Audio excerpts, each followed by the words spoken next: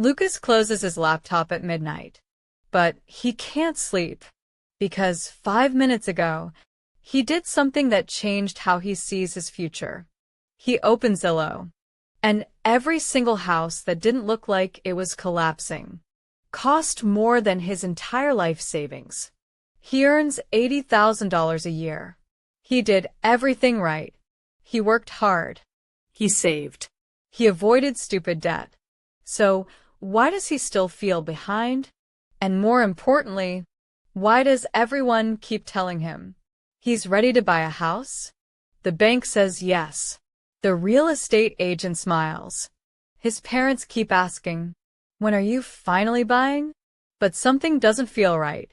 Because deep down, Lucas knows something no one wants to admit.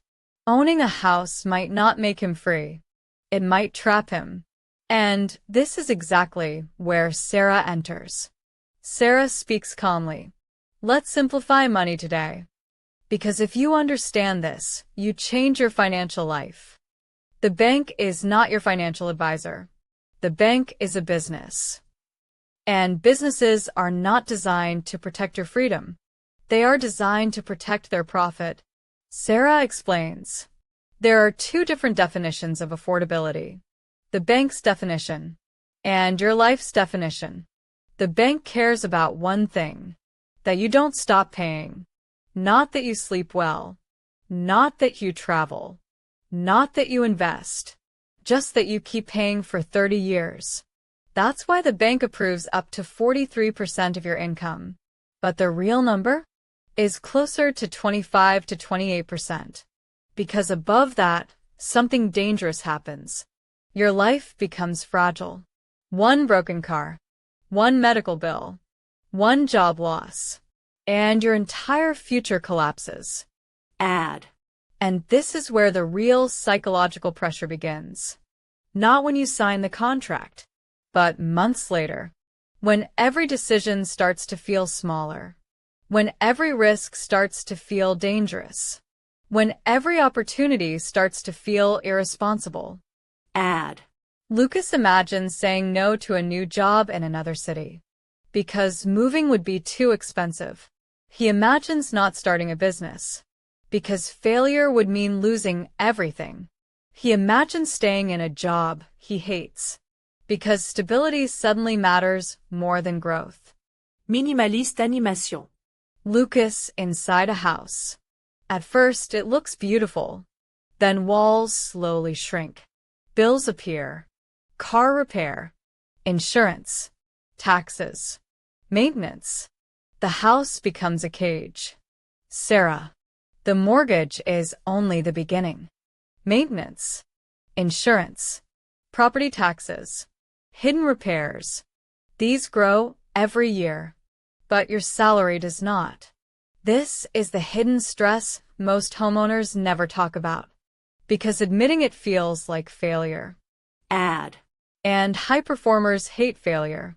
They would rather work harder, earn more, sacrifice more, than admit they made a decision that reduced their freedom. So they normalize stress. They normalize exhaustion. They normalize living in survival mode. And they call it adulthood. Lucas realizes he doesn't want a house.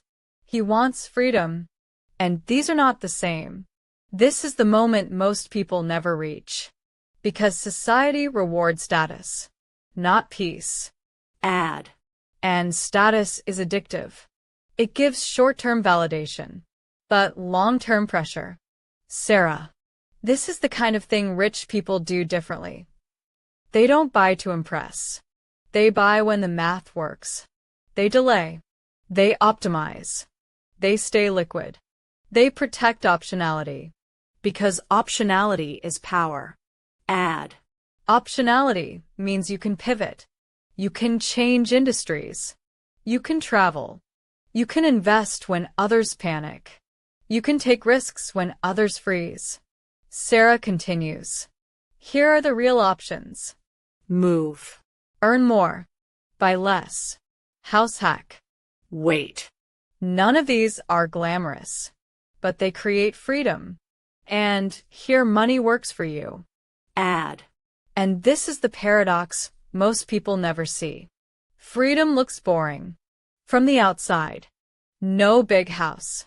No flashy lifestyle. No social media approval. But inside, it feels powerful. Calm. Strategic. Sarah, you are not behind. You are not failing.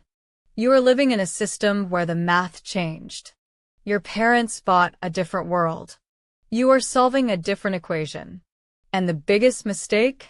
Trying to win yesterday's game. Add. Lucas starts to see something new. The goal was never the house. It was safety, control, autonomy. And there are many ways to get those. But only if you think independently. Lucas closes Zillow again. But this time, he feels calm. Because he understands something most people never do. The goal is not to own a house. The goal is to own your life. And sometimes, not buying is the smartest financial decision you can make. Sarah, if you understand this, you change your financial life. Because the difference between stress and freedom is not income, it's decisions. And the people who win long-term are not the ones who buy first. They're the ones who think first. Add.